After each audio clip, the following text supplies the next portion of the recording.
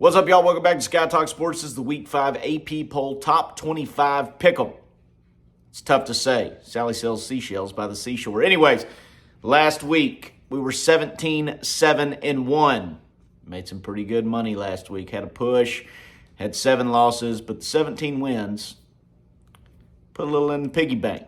So, moving right along this week, not going to have as many games to pick simply because there's way more top 25 matchups. And we're only playing in one pool this week and not a couple different ones. So we're going to have these that are on the schedule plus the game that I pick every week, which is the Texas A&M game. Anyways, jumping right in. I will say this. Let me preface this before we start. And I know y'all are tired of hearing me talk already. But we're getting later into the season. And as the season goes, the harder it is to find those guaranteed pick. I mean, you get further and further away from those, these are locks or these are easy picks or whatever. So numbers start shrinking, picks start getting harder, but we're going to stick with it. And usually we fare pretty well at the end of every year. Starting it off Friday, tomorrow night, we got Utah versus Oregon State. Y'all should know by now, I'm not an Oregon State fan. Never have been. They let me down anytime I pick them. Also, chance for Cam Rising to start in this one. Anyways, if you take the Utes, you get 3.5 points. I'm dang sure taking the Utes. So give me the Utes plus 3.5 on pick 1. Pick 2, Penn State, Northwestern. Penn State minus 27.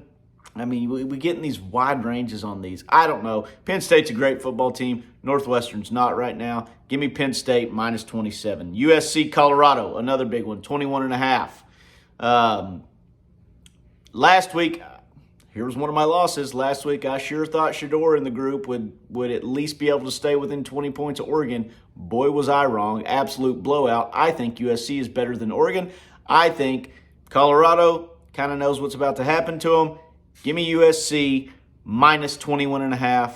I think Caleb Williams and the boys just absolutely wax the old Buffaloes again.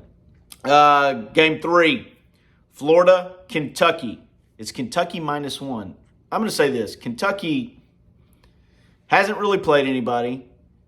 Some of their stuff has looked kind of iffy. Yes, Florida looked iffy in a loss to the Utes. Ever since that, I mean, Florida hasn't looked horrible. Their defense is playing good ball.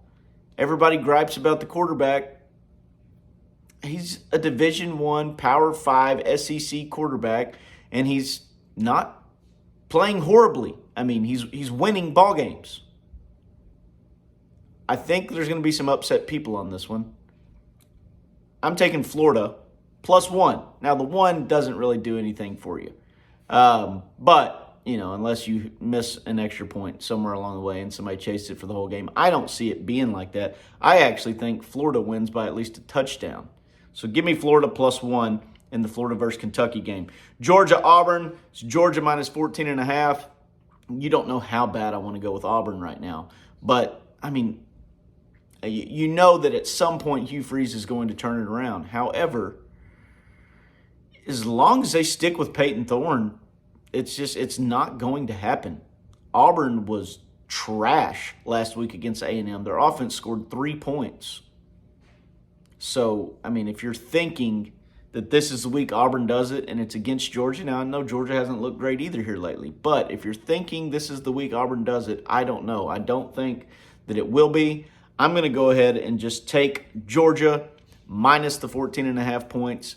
I don't see how Auburn scores more against Georgia than they did against Texas A&M. Sorry, I got a mutt here that was trying to itch his neck. Go on. Anyways, Georgia minus 14.5. Next up, I almost said Nebraska. There you go. Trust a guy who can't even talk. Michigan versus Nebraska. Michigan minus 17. Nebraska, I mean, let's be honest. Nebraska couldn't beat Colorado.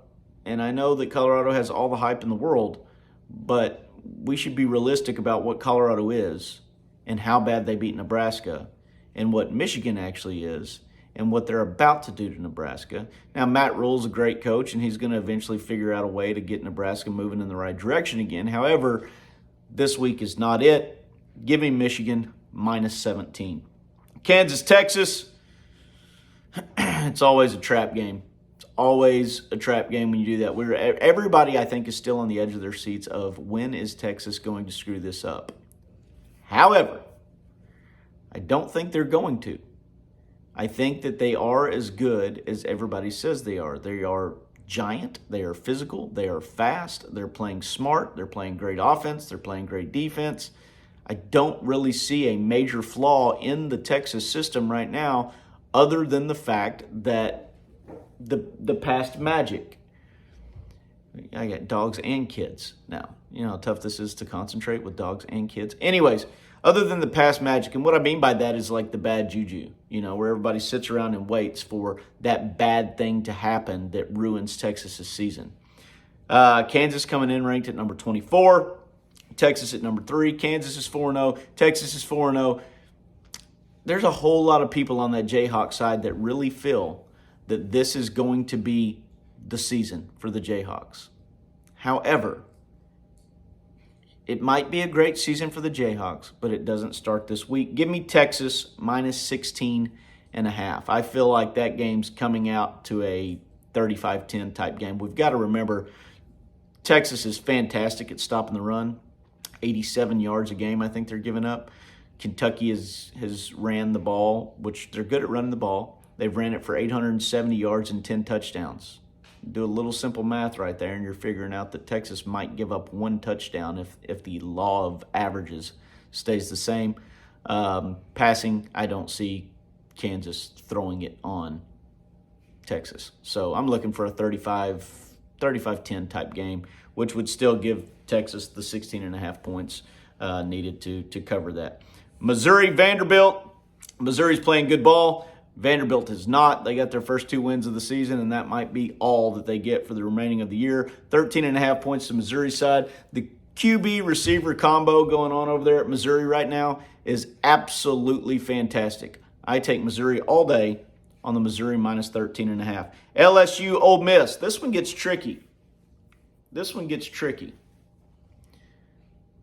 Ole Miss did the old piss down both legs against Alabama last week. They were winning at halftime, and then here comes the Lane Kiffin oopsie-doopsies where it's, you know, he comes back out and remembers he's playing Uncle Nicky, and then he gets a tummy ache and, you know, isn't able to finish the job like he does in most games. However, this game coming up, LSU, I think I don't know. I don't want to call them a fraud. But they get shellacked in the first game of the year with FSU. And even I jumped on board with FSU might be the best team in college football. However, we have seen FSU struggle to pull off a win the past 2 weeks in a row. I'm wondering, is FSU not as good as we thought they were? However, they were still able to absolutely beat the dog piss out of LSU. LSU comes back and beats an Arkansas by 3 and beats the mess out of a bad Mississippi State team, and now everybody's jumping back on the LSU bandwagon again simply because of Jaden Daniels and Neighbors when we know that their defense is playing just atrocious right now. I'm really feeling like this might be the game that you can win some money on. I think you've got LSU minus 2.5. I'm taking Ole Miss to win outright. So give me Ole Miss plus the 2.5. Lane Kiffin sees that it's Brian Kelly over there, not Uncle Nicky, and he hangs a bunch of points on LSU, and somehow the Ole Miss defense is able to slow down Jaden Daniels. Give me Ole Miss plus 2.5 on that game. Oregon, Stanford. Stanford's about as bad as it gets over there in that league. Oregon's picked minus 27. We saw what Oregon did to Colorado. Colorado, I believe, is better than Stanford. I think that's one of Colorado's few remaining wins. Oregon does the same thing to Stanford that they did to Colorado. Give me Oregon minus 27. Ohio State, Oklahoma. This is another one. Oklahoma is a very iffy ball team. Some of their stuff right now, if you watch, is pretty sloppy. Ohio State's not great, but, you know, at the same time, I don't feel like and ESPN has them a 94% chance for Oklahoma to win outright, which I do think that Oklahoma will probably win outright. However, when looking at Iowa State, they're not getting blown out by anybody. I don't think they'll get blown out this weekend either. They have it at Oklahoma minus 20. I don't see that occurring. I think Iowa State somehow pulls it together and stays much closer than 20. Maybe not even much closer, but I don't see them getting beat by 20 points. Give me Iowa State plus 20 over Oklahoma. This next one's my favorite game of the week. I'm excited about this game. I'm a huge Mike Elko fan. You got the Duke Blue Devils going up against the Notre Dame Fighting Irish, the old Rudy Rudikers. Notre Dame's playing pretty good ball this year. They held it really close with Ohio State. They are a top-tier team. They have no chance of making the playoffs this year. Is that another situation that causes them to hang their heads because, once again, they're going to be left out of the college football playoffs? Duke is on fire. Duke still has a chance to run the table.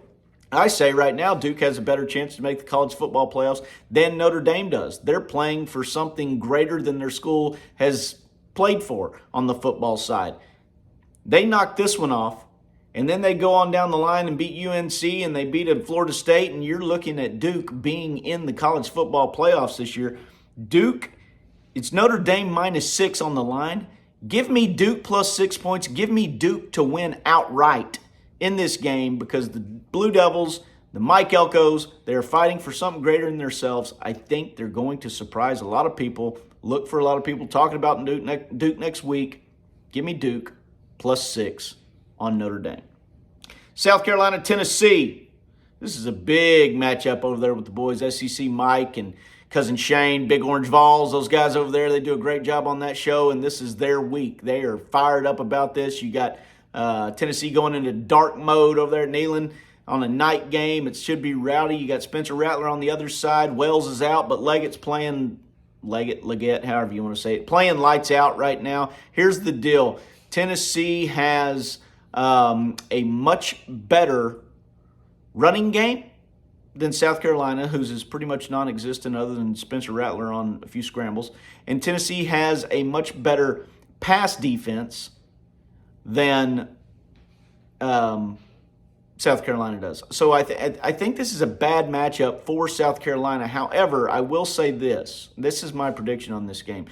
Tennessee can control the clock and can keep the ball out of Spencer Rattler's hands. Now, when they give it back to him, I think Spencer Rattler, he's going to get a lot of pressure. Tennessee's defensive line is really good. He got 16 sacks on the year already. He's going to get a lot of pressure. But Spencer Rattler, combine that with Leggett, they're going to be good enough to get the ball out fast and get some quick scores. However, I think Tennessee can control the clock. They can pound the ball on them a little bit. Milton's going to get loose every now and then. It's going to be a Tennessee win, but I think every time they give it back, Rattler's going to be able to, on a few occasions, get it down there and score quickly. I think that South Carolina covers the 12-point spread. Give me South Carolina minus 12, an outright Tennessee win, but give me South Carolina minus 12 to cover that spread.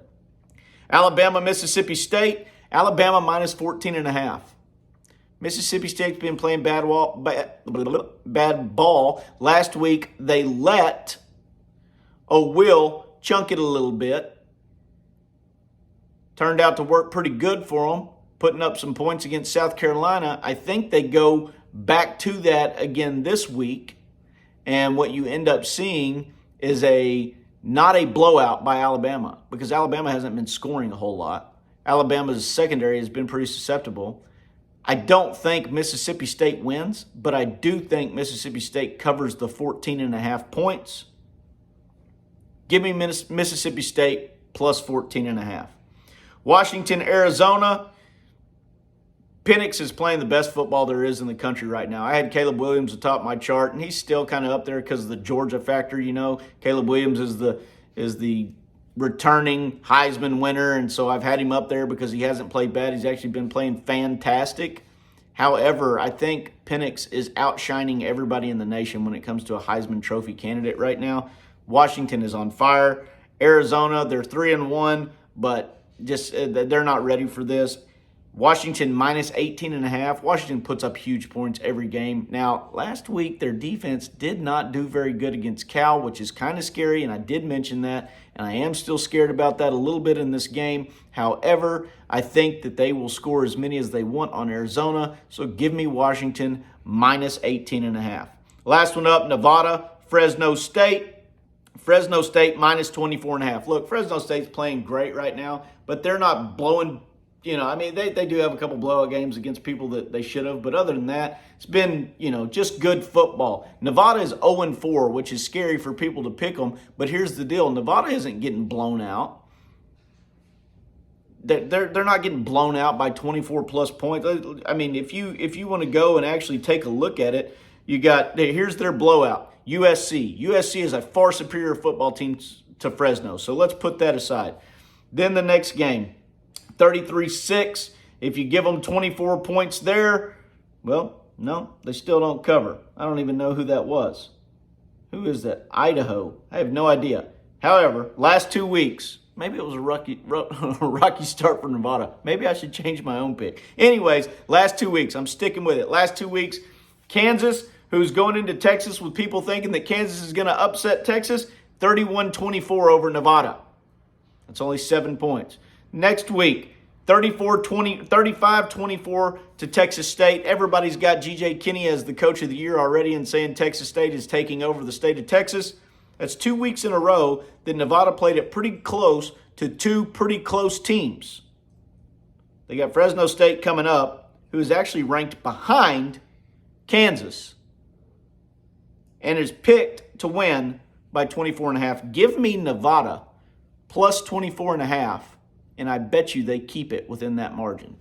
Now, the last game that I got this week is the Fighting Texas Aggies versus Arkansas Razorbacks in the Southwest Classic, Arlington, Jerry's World. I'm going to say Jerry's World. If you don't like that, too bad. You can call it Jerry World if you want, but, it's his. So it's Jerry's. Possessive. It's his world. We're all just living in it. However, this game is close. Every single year, especially for the past few years, it has just been a nail-biter. It has been some just magic voodoo that ends up screwing Oklahoma. They should be screwed over too.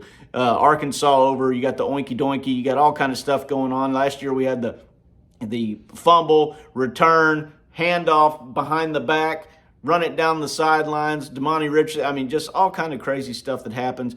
Christian Kirk returning the kickoff. It is what it is. And Texas A&M has kind of owned this back and forth Jerry's World Series, the Southwest Classic, for a while. However, this year it's pretty scary. You got Texas A&M picked to win by 6 without Connor Wigman. And with Rocket Sanders guaranteed, I guarantee you, he will suit up to come back for Arkansas. KJ Jefferson playing good football. They haven't cut him loose yet, but I bet this is the week they do it.